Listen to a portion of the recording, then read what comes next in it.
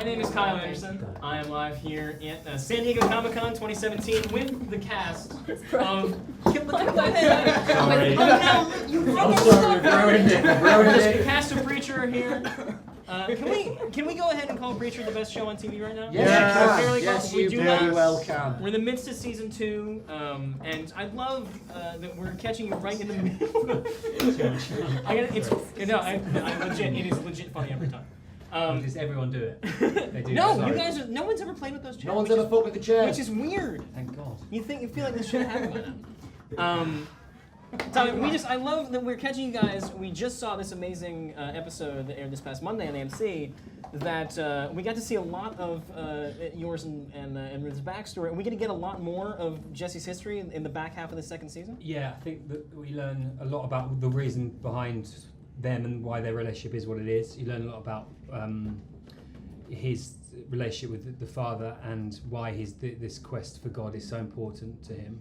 And I think it uncovers really the dynamic between the three of them and the secrets that they're hiding.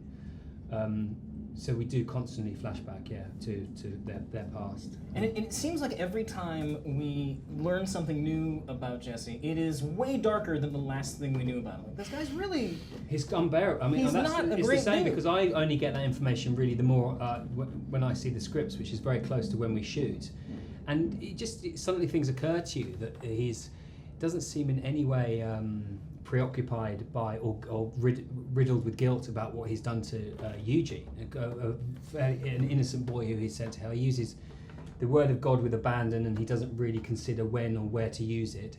When his best friends ask him for help with using it, he doesn't. He chooses very odd times to, and his past is full of criminality and appalling behaviour. He's a dark character. Yeah. He used it on Tulip during this past episode, and I felt legit a visceral reaction. It was upsetting.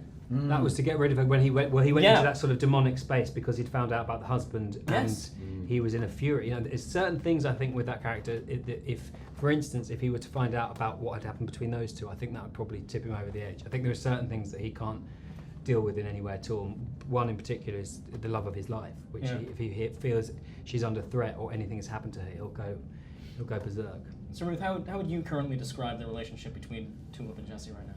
I think it's a bit testy at the moment. I think that she's Testy. That's a bit of an understatement. Testy.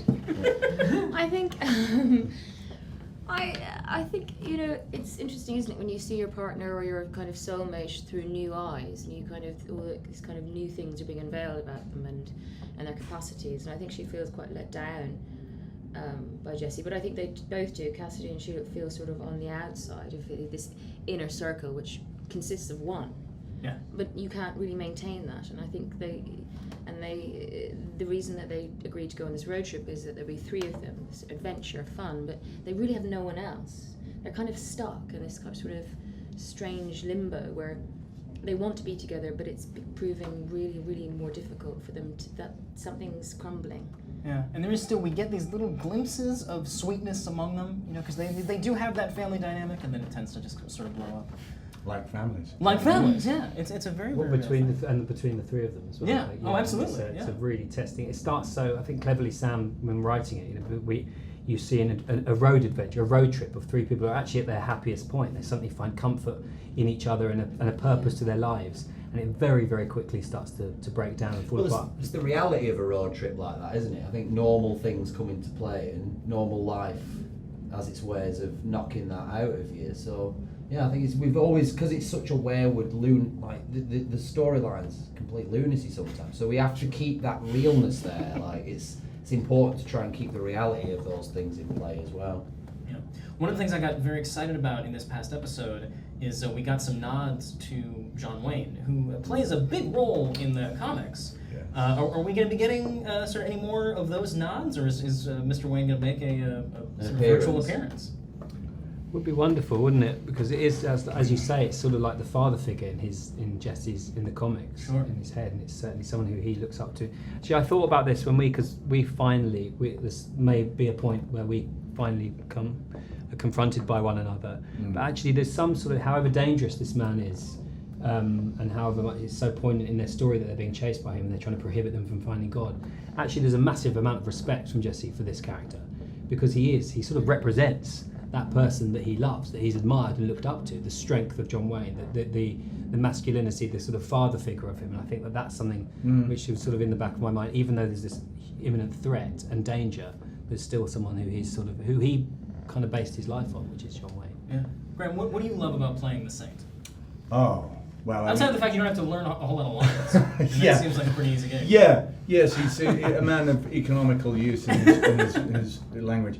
Well, I was a huge fan of the comics before I did the show, so the Saint was pretty much my favourite character. So I'm very, very fortunate to be playing him. But I'm interested in the relationship that the Saint has with his own inner heaven and hell, I suppose, just like everybody else has in the show. And I think the fact that he was trying to be good, and this is something that we explore as the season goes on, a man trying to be good and at every point being thwarted in those attempts.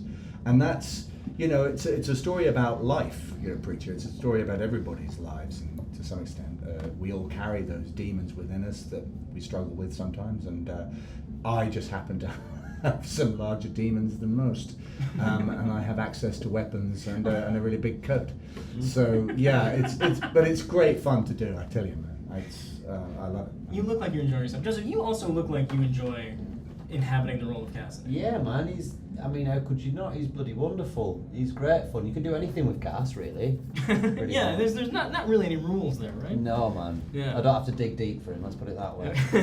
And what have we gotten to the root of what his obsession with foreskin is? Do we know? I think, I'll be honest with you, man, and I'm with him on this. Like, I am completely blown away that there is foreskin and there's foreskin in these face creams people are using. There's actual dick skin in there.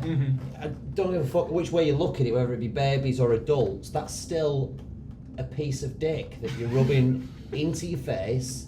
That's just mind-blowing. Shit, man, am I on my own here, guys? Like, No, mate, I'm with you. I'm totally with you. I didn't even know this. no, me neither, dude. No, like, it's a real thing. Has this been proved? Dude, it's on the fucking thing. You can read it on the.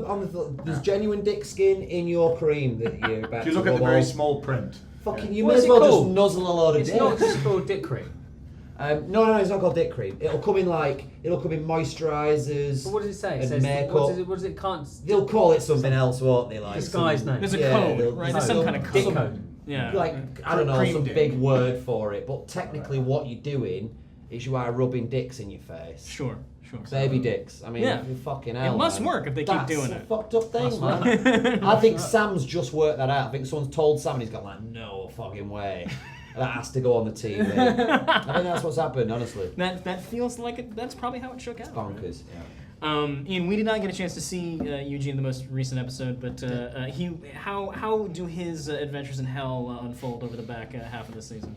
He's already hanging out with Hitler, which seems like an interesting choice. Yeah, he's with Hitler. I think, Pull the people to get friendly. Yeah, I mean, any port in a storm, I suppose. Sure. I think for Eugene, it kind of becomes, it's kind of this journey for him as much as it's crazy and he's in hell. It's a very inward-facing journey. Like last season, kind of Eugene's relevance as a character was, I think, very much to Jesse, and Eugene's inner questions were kind of a catalyst for Jesse to ask himself those things. Can you be forgiven?